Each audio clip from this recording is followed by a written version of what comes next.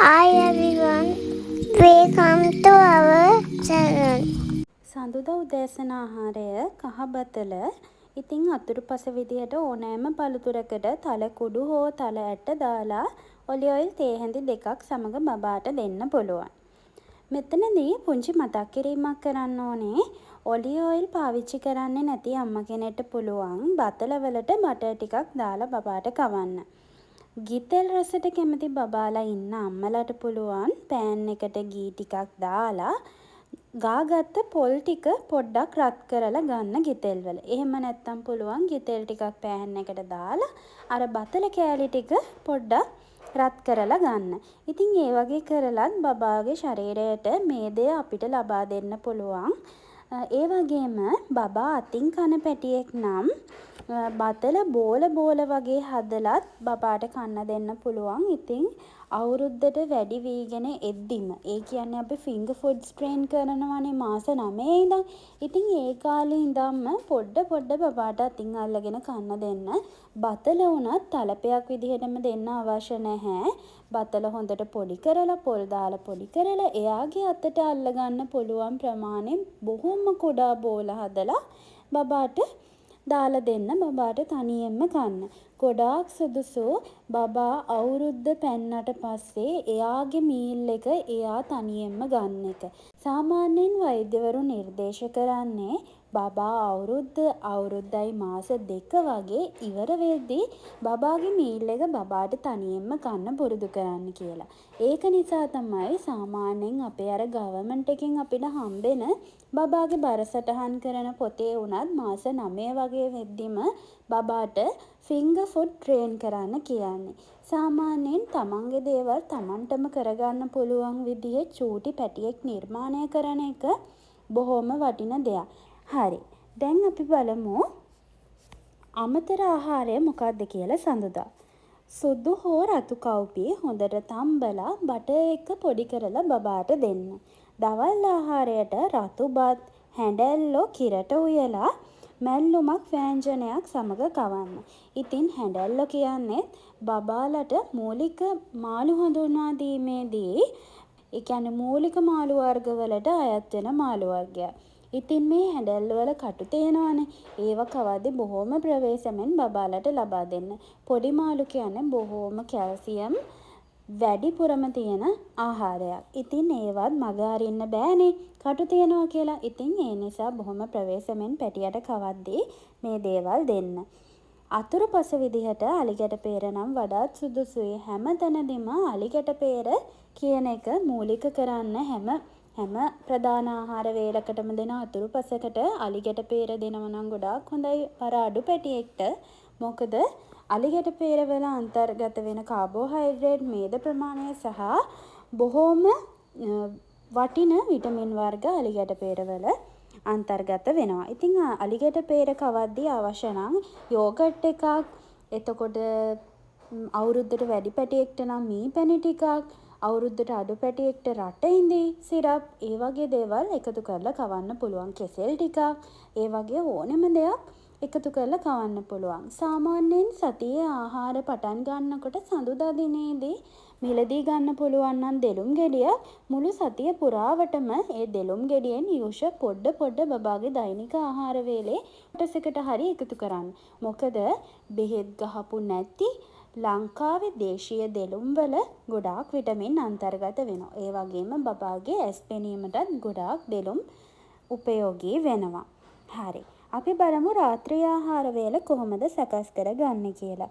Mutton fried rice එකක් බිත්තරත් එකතු කරලම බබාට හදාගන්න. ඉතින් මම ෆ්‍රයිඩ් රයිස් එකක් හදන වීඩියෝ එකක් ඉක්මනටම ගේන්නම්. අම්මා කෙනෙකුත් මගෙන් ඉල්ලීමක් කරලා තිබුණා පුදුවන් ඉක්මනට අක්කේ වීඩියෝ එකක් කරන්න බොහොම රසට ෆ්‍රයිඩ් රයිස් එකක් හදාගන්න විදිය. ඉතින් මම බොහොම ඉක්මනටම වීඩියෝ එකක් ගේන්නම් මික්ස් ෆ්‍රයිඩ් රයිස් එකක් හදාගන්න විදිය. ඉතින් රාත්‍රියේ දෙවැනි ආහාරය විදිහට ඒ කියන්නේ සුප් එක අපි එළවලු සුප් එකක් රෙඩි කරගමු. කැමති පළතුරක් මුරුංගා කොළ පවුඩර් හැන්දක් දාලා බබාට අතුරුපසට දෙන්න. අඟහරුවාදා දිනයේ උදේ ආහාරයේ රතු කව්පි කිරිබත්, මුං ඇට කිරිබත් වෙන විදිහටම මුං ඇට වෙනුවට රතු කව්පි පාවිච්චි කරලා කිරිබත් හදාගන්න. පළතුරක් ඔලිව් ඔයිල් තේ හැඳි 2ක් දාලා බබාට කෑම එක දෙන්න. මෙතනදී පළතුරු තලපයට ඔලිව් ඔයිල් දාන්නේ නැත්තම් අපිට පුළුවන් රතු කව්පි සහ හාල් ටික මුලින්ම කිරිබත් උයන වළඳට ගිතෙල් ටිකක් දාලා හාල් සහ රතු කව්පි ටිකක් තෙම්පරාදු කරලා පස්සේ වතුර දාලා බත පිසුනට පස්සේ කිරි දාලා කිරිබත හදාගන්න. ඉතින් අඟහරුවාදා අමතර වේලට රුලං සහිත ආහාරයක් දෙන්න. දවල් ආහාරයට රතුබත්, හාල් මැස්සෝ, තම්බපු බිත්තර, වෑංජනයක්, මැල්ලුමක් අපි රෙඩි කරගමු. අතුරුපසට ගස් ලබු හෝ වෙනත් කැමති පළතුරක් දෙන්න.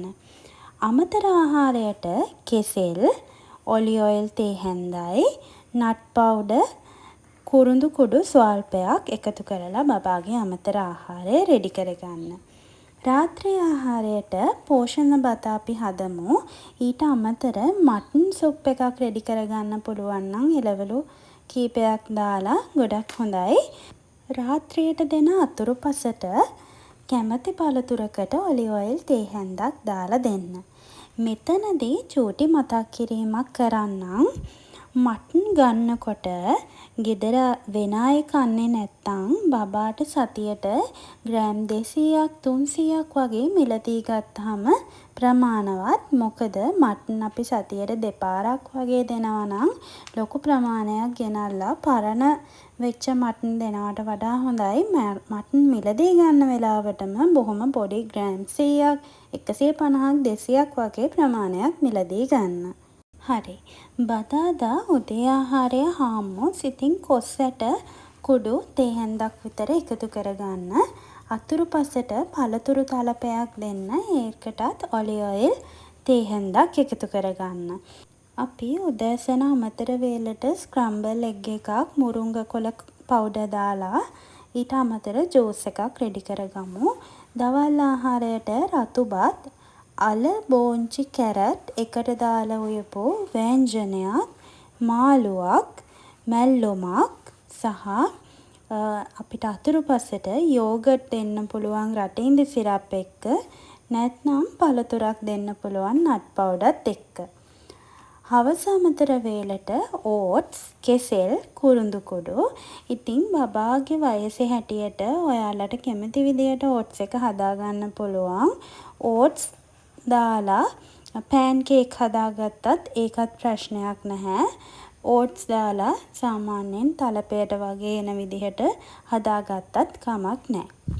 රාත්‍රී ආහාරයට පිට්ටු වගේ විවිධත්වයෙන් යුතු ආහාරයක් බබාට දෙන්න පුළුවන් නම් හොඳයි. සුප් එකට එළවලු සුප් තෝරගන්න. ඉතින් ඒකට පිට්ටු වගේ දුන්නා කියලා හිතන්නකෝ. එතකොට එළවලු වලට මොන හරි චිකන්, මටන් වගේ ඕනෑම දෙයක් එකතු කරලා හදාගන්න. මොකද පිට්ටු වලින් බබාට මාංශ දෙයක් ලැබෙන්නේ නැති නිසා. ඉතින් මෙතනදි මතක් කරන්න ඕනේ මම ඉස්සෝ, දැල්ලෝ, බීෆ් වගේ දේවල් මේ මෙනියු වලට ඇතුළත් කරලා නැහැ. පළවෙනි හේතුව බීෆ් මම කන්නේ නැහැ. මම බෞද්ධයෙක් සහ මගේ ගෙදරට ගේන්නේ නැහැ. ඒ නිසා මම හදන මෙනියු වලට බීෆ් ඇතුළත් කරන්න මට පුළුවන් කමක් නැහැ.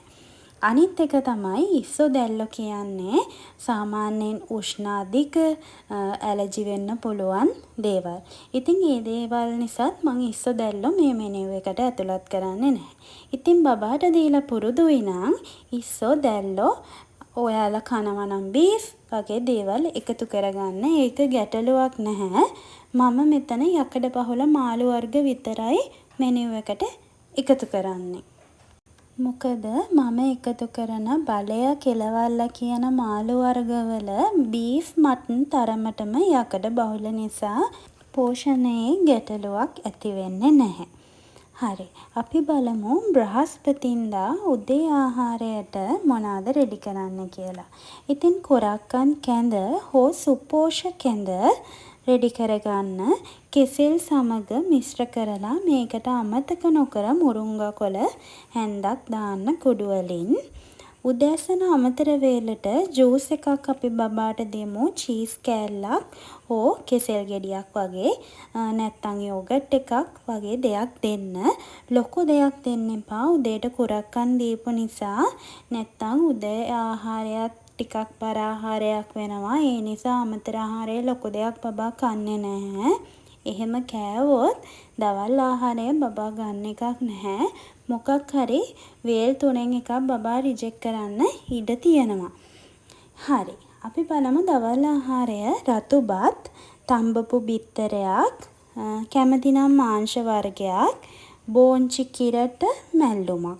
අතුරුපසට පළතුරක්, ඔලිව් ඔයිල් තේ හැඳි 2ක්. රාත්‍රී ආහාරයේ රතු ඉඳිආප්ප, එළවලු සහ චිකන් සුප් එකක්, පළතුරකට ඔලිව් ඔයිල් තේ හැඳි 2ක් දාලා අතුරුපසේක දෙන්න. සිකුරාදා උදේ බබාට පැස්ටා, හොඳින් එළවලු, චීස්, මාංශ වර්ගයක් යොදා සකස් කරගන්න. පැස්ටා එක හදලා ඉවර වෙලා පැස්ටා එකට නිවිති කොටුවට කපාගත්ත නිවිති ටිකක් රස්නියෙන්ම එකතු කරන්න. ඊට පස්සේ කැමති පළතුරකට ඔලිව් ඔයිල් තේ හැඳි 2ක් දාලා බබාට උදෑසන අතුරුපස දෙන්න පුළුවන්. අමතර වේලට අලිපේර, යෝගට්, මුරුංගා කොළ පවුඩර්. දවල් ආහාරයට රතුබත්, කෙලවල්ලා හෝ බලයා මාළු, මැල්ලුමක්, වෑංජනයක්. ඊට පස්සේ දවල් ආහාරයට අනිවාර්යෙන් අතුරුපසට සව් දෙන්න. ඊට අමතර මී කිරි දෙන්න පුළුවන් නම් හොඳයි රටේ ඉඳි සිරප් එක්ක. නැත්නම් පළතුරකට ඔලිව් ඔයිල් තේ හැඳි 2ක් දාලා දෙන්න. ඉතින් සිකුරාදා අමතර වේලට හවස විවිධත්වයෙන් යුතු ආහාරයක් අත්හදා බලන්න පුළුවන්. ඉතින් ඒ සඳහා එග් සැන්විච් එකක්, එතකොට එග් මෆින් එකක්, වන්ඩුවක්, එතකොට හැලපයක්, ඒ වගේ එක විවිධ ආහාර තියෙන්නේ. ඒ වගේ බබා වෙනදට බබාට දෙන්නේ නැති රසයෙන් වැඩි දෙයක් දෙන්න. රාත්‍රී ආහාරයට චිකන් ෆ්‍රයිඩ් රයිස් එකක්. ඉතින් මේකට බිත්තර එකතු කරලම හදාගන්න. එළවලු සුප් එකක් බබාට දෙමු. අතුරුපසට පළතුරු, තලපයට ඔලිව් ඔයිල් තේ හැන්දක් දාන්න. ඉතින් මේ වගේ අතුරුපස දෙන හැම වෙලාවකටම අමතක කරන්න එපා නට් පවුඩර්, එතකොට කොස් ඇට කුඩු, මුරුංගා කොළ පවුඩර්, එතකොට වට්ටක් ඇට කුඩු, ඒ වගේ දේවල් එකතු කරගන්න අමතක කරන්න එපා. සෙනසුරාදා උදේ ආහාරයේ සීරියල්, සෙනසුරාදා අමතර ආහාරය හබල පෙතේ, මුරුංගා කොළ පවුඩර්, කොස් ඇට කුඩු හැන්දයි කෙසෙල් සමග මිශ්‍ර කරලා දෙන්න. දවල් ආහාරයට රතුබත්, වෑංජනයක්, හාල් මැස්සෝ නැත්නම් කුඩා මාළු තෝරගන්න පුළුවන්, හැඬැල්ලෝ සාලයෝ වගේ. ඉතින් පරාපැටව් ඒ වගේ දේවලුත් තෝරගන්න පුළුවන්. ඉතින් ඒ වගේ අවස්ථාවලදී කටු රහිතව බබාට බොහොම ප්‍රවේශමෙන් දෙන්න. මැල්ලුමක් සහ අතුරුපසට පළතුරකට ඔලිව් ඔයිල් තේ හැඳි 2ක් කුරුඳු කුඩු එකතු කරලා දෙන්න. සෙනසුරාදා අමතර ආහාරයට අපි හවස දෙමු පෑන් කේක් එකක්. ඉතින් පෑන් කේක් එක හදාගන්න පුළුවන් කෙසෙල්, නිවිති, නට් බටර් හෝ පවුඩර්, කොස් ඇට කුඩු, තේ හැඳි 2ක් එකට බ්ලෙන්ඩ් කරලා පෑන් එකකට දාලා පුංචි පුංචි පෑන් කේක් හදාගන්න. රාත්‍රී ආහාරයට අපි මික්ස් ෆ්‍රයිඩ් රයිස් එකක් දෙමු. බිත්තර, ඉස්සෝ දැල්ලෝ බබාට ඇලර්ජි නැත්තම්, බබා වෙනදට කාලා තියෙනවා නම් මාළු, මස් කියන හැම වර්ගයක්ම දාලා කැරට්, බෝංචි, ගෝවා, ලීක්ස් වගේ එළවලු කීපයකුත් දාලා රසට හදාගන්න. ඉතින් අද නම් සුප් එකක් අවශ්‍ය නැහැ. කැමති නම් ඔයාලට වට්ටක්ක සුප් එකක් එකතු කරන්න පුළුවන්. ඉරිදා උදෑසන ආහාරයට මුං කිරිබත්. ඊට පස්සේ බබාට දෙන අතුරුපසයකට ඉතින් ඔයාලට කැමති පළතුරකට ඔලිව් ඔයිල් තේ හැඳි 2ක් එකතු කරලා දෙන්න පුළුවන්. ඉරිදා උදෑසන අමතර ආහාරයට බබාට කොළ කැඳ එකක් දෙමු. ඉතින් ඒ සඳහා කරපිංච හැර වෙන ඕනෙම කොළ වර්ගයක් තෝරගන්න. එහෙම නැත්නම් ඕට්ස් කැඳ එකක් දුන්නත් කමක් නැහැ. දවල් ආහාරයට රතු බත්, වෑංජනයක්, මාළු සහ මැල්ලුමක්. ඊට පස්සේ අතුරුපසට අපි ෆෘට් සෑලඩ් එකක් දෙමු. ඒකටත් ඔලිව් ඔයිල් තේ හැඳි 2ක් දාලා බබාට දෙන්න. අමතර ආහාරයට රතු කව්පි හෝ සුදු කව්පි නැත්නම් කඩල කියන ඕනෙම දෙයකට බටර් තේ හැන්දක් දාලා හොඳට කවලම් කරලා බබාට කෑම එක රෙඩි කරගන්න. රාත්‍රී ආහාරයට එළවලු බත්, බැදපු බිත්තරයක්, ඊට පස්සේ සුප් එක අපි චිකන් සහ වට්ටක්ක කැරට් කියන තුනම දාලා හදමු. අතුරුපසට බබාට කැමති පළතුරකට ඔලිව් ඔයිල් තේ හැඳි 2යි තල කුඩු හෝ තල ඇට එකතු කරලා දෙන්න. හරි. ඔන්න ඔය විදිහට තමයි බබාගේ මේ සතියේ මීල් ප්ලෑන් එක එන්නේ. ඉතින් මෙතන මම විවිධත්වයෙන් යුතු ආහාර දාලා තියෙන නිසා ඔය මාළු වර්ග එහෙම මිලදී ගන්නකොට ඔයාලට ගැටලුවක් ඇති වෙන්න පුළුවන්. මෙහෙම කොහොමද මාළු දෙන්නේ? දැන් අපි පරාගෙන ආවොත් බබාට සතියෙම පරා තමයි දෙන්න වෙන්නේ. එහෙම ගැටලුවක් ඇති කරගන්න එපා. බබාට මාළු මිලදී ගන්න හැම අවස්ථාවකදීම බබාට ප්‍රමාණවත් වෙන විදිහට කුඩා ප්‍රමාණ මිලදී ගන්න. එතකොට මං අර මට්නුත් ඔයගලන්ට මතක් කරේ මට්න් මිලදී ගන්නකොටත් බබාට ග්‍රෑම් 100ක් 150ක් 200ක් මිලදී ගත්තාම හොඳටම ප්‍රමාණවත්. ගෙදර අය මට්න් කන්නේ නැත්තා. අන්න ඒ වගේ දැන් මේ මීල් ප්ලෑන් එක ඔයගලන්ට ඉරිදට ලැබෙනවනේ. එතකොට ඉරිදා දිනේ ඔයගලන්ට ඩිසයිඩ් කරන්න පුළුවන් මම මොනවද මේ සතියේ බබාට දෙන්නේ.